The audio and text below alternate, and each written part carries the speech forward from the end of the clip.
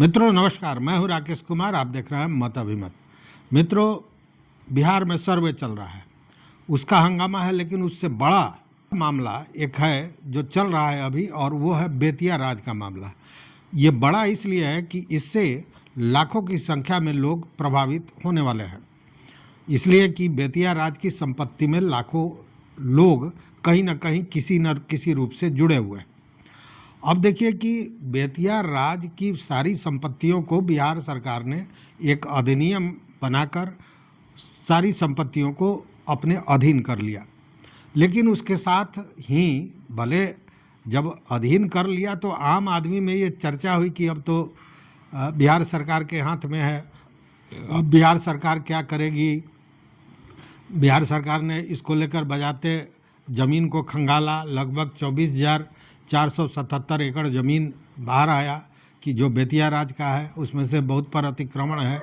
फिर हुआ कि अतिक्रमण हटाने के लिए क्या नियमावली आ रहे हैं, और उसी बीच के पाठक का बेतिया जाना, के पाठक का यूपी के प्रयागराज और तमाम जगहों पर जाकर अपनी बातें करना, अपनी कार्रवाई को आगे बढ़ाना, इन सारे चीज़ों ये चल रही हैं, और जो कहीं ना कहीं जो लोग बेतिया राज के ज़मीन से जुड़े हुए हैं उनके लिए एक परेशानी का सबब बना हुआ है। क्या होगा नहीं होगा, इस असमंजस में सारे लोग पड़े हुए हैं। लेकिन इन सारे चीज़ों से ऊपर है वो हाईकोर्ट में दाखिल याचिकाएं, कई याचिकाएं दाखिल हुई हैं हाईकोर्ट में, लेकिन सबसे महत्वपूर्ण याचिका जो है वो है कुंवर उदय सिंह उर्फ उदय सिंह। अब ये कुंवर उदय सिंह ने जो स्टेट ऑफ बिहार पर केस किया है, जो याचिका दायर की गई है पटना उच्च न्यायालय में, वो स्वर्गीय कुंवर नारायण सिंह और स्वर्गीय राजकुमारी बीना सिंह उर्फ पूर्णिमा कुंवर के पुत्र हैं। यह वही पूर्णिमा कुंवर है। चूँकि आपने मेरा पिछला वीडियो देखा होगा तो आप बहुत आसानी से बातों को समझ जाएंगे। ये वही बीना सिंह उर्फ पूर्णिमा कुंवर है जिनको वारिस करार दिया है बजाप्ता न्यायालय ने, मतलब इलाहाबाद कोर्ट ने। तो उन्होंने याचिका दायर की और उनका ये कहना है कि जब न्यायालय भी हमें वारिस उत्तराधिकारी करार कर चुका है, उस स्थिति में इस तरह का जो अभी डिसीजन बिहार सरकार ने लिया है ये गलत है, और इसी को लेकर ये याचिका दायर की गई है। देखिए, ये याचिका जो है यह इसमें जो विपक्षी बनाए गए हैं उसमें state of Bihar through secretary law, Bihar government, court of wards Bettiah Raj और chairman board of revenue Bihar सरकार, कलेक्टर पटना और special officer Bettiah Raj state collectorate Patna, ये 4 लोग इसमें विपक्षी बने हुए हैं। और यह जो केस नंबर है वह है 3609/2025। फरवरी में यह केस दाखिल हुआ था और इस केस की सुनवाई 21 तारीख को होनी थी, इसी 21 अप्रैल को जो बीता है, कल 2 दिन पहले। लेकिन उस दिन जो लिस्ट में नाम था वो इतना नीचे था कि सुनवाई होना संभव नहीं था, सुनवाई हुई भी नहीं। अब उस स्थिति में बज़ाब्ता कुंवर उदय सिंह के जो अधिवक्ता हैं उन्होंने 22 तारीख को, मतलब कल मंगलवार को, चीफ जस्टिस के यहाँ मेंशन आवेदन उनका पहुंचा। इस पर बज़ाब्ता चीफ जस्टिस, जो एक्टिंग चीफ जस्टिस हैं ऑनरेबल आशुतोष कुमार, उन्होंने इसकी सुनवाई की और पूछा कि आखिर क्यों आप चाहते हैं कि इसकी जल्दी सुनवाई हुई।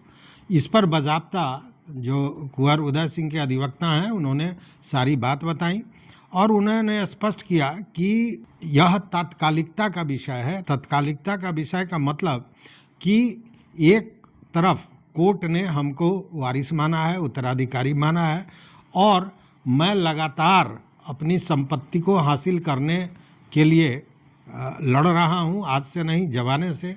लेकिन इन सारे चीज़ों को दरकिनार करके इस तरह का अधिनियम बनाया गया है जो गैरकानूनी है, पहली बात।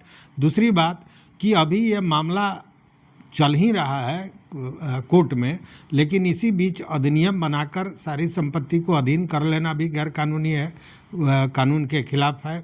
दूसरी बात कि बाज़ाब्ता इस मामले में सुप्रीम कोर्ट ने कुछ बहुत अहम फैसले दिए हैं और उन फैसलों का, उन आदेशों का भी को नहीं माना गया है बिहार सरकार द्वारा। तो ये तमाम दलीलें उन्होंने दी और यह भी कहा कि जब तक यह फैसला नहीं हो जाता है तब तक किसी तरह हमारे संपत्ति पर कब्जा करने का कोई मामला बनता नहीं है। क्योंकि पिछले दिनों आपने सुना होगा, हमने भी बताया था कि पटना में जो बैंक में बेतिया राज का संदूक था उसको खोला गया था, जिसमें करोड़ों की संपत्ति थी। तो अब इधर प्रयागराज में जो स्टेट बैंक के ब्रांच में बेतिया राज के महाराज का कुछ संदूक रखा हुआ है, उसको खोलने की तैयारी चल रही है। तो इन सारे चीज़ों को जब बताया तो बाज़ाब्ता जो चीफ जस्टिस हैं उन्होंने देखा कि हाँ सही में इसमें तात्कालिकता का मामला है। जब तक इस मामले पर कोई आदेश निर्देश नहीं आता है तब तक बिहार सरकार जो कर रही है वो सही है या गलत है, क्या है, इसके फैसला तो सुनवाई के बाद ही होगा। तो तात्कालिकता का उन्होंने ध्यान दिया और बाज़ाब्ता कल मेंशनिंग के बाद चीफ जस्टिस ने आदेश किया कि अगली सुनवाई 6 मई को होगी। मतलब कि जितना यथासंभव नज़दीक का समय था वह दिया गया है 6 तारीख को, 6 मई को। और 6 मई को जो ये सुनवाई होनी है, इसके लिए समय भी निर्धारित कर दिया गया है कि 2:15 पर इसकी सुनवाई होगी। तो चीफ जस्टिस उस दिन सुनवाई करेंगे, सारी चीज़ों की सुनवाई होगी। याचिका में क्या क्या कहा गया है, इन सारे चीज़ों की जानकारी हमने पूर्व के 2 वीडियो में पूरे विस्तृत रूप से दिया है। हालांकि चीज़ें अभी बहुत हैं, बहुत सी ऐसी चीज़ें हैं जो छिपाई गई हैं निश्चित रूप से, जो केवल इतिहास में नहीं छिपाया गया है सरकार द्वारा भी। उन सारे चीज़ों को जो अधिनियम बना है उसमें कहीं उन बातों का जिक्र नहीं है, जबकि वो सारी चीज़ें जो है वह स्थापित हैं न्यायालय द्वारा और न्यायालय के बातों को भी उसमें छिपाने का प्रयास किया गया है। और ये सारी चीज़ें हैं जो कहीं ना कहीं कुंवर उदय सिंह के मामले को मजबूत करती हैं। और इस मामले पर जो वादी हैं, जो याचिकाकर्ता हैं, उनका कहना भी यही है कि जब कोर्ट द्वारा सारी चीज़ें स्थापित हैं, इलाहाबाद कोर्ट से लेकर और सुप्रीम कोर्ट ऑफ इंडिया तक, तो फिर इस तरह की जो कार्रवाई हो रही है वो निश्चित रूप से असंवैधानिक है, गैरकानूनी है और हमारी संपत्ति को हड़पने का एक ये जरिया बनाया गया है। तो इन सारे चीज़ों का खुलासा होगा। अब 6 मई को जो सुनवाई होगी उसमें क्या होता है, नहीं होता है, इन सारे चीज़ों की चर्चा 6 मई के बाद मैं बताऊंगा कि उस दिन क्या होता है। लेकिन इतना तो सच है कि यह जो केस है यह केवल Kunwar Uday Singh versus state of Bihar का नहीं है, या ऐसे कहें कि Kunwar Uday Singh versus court of wards, चाहे वो यूपी का हो या बिहार का हो, उससे ही रिलेटेड नहीं है।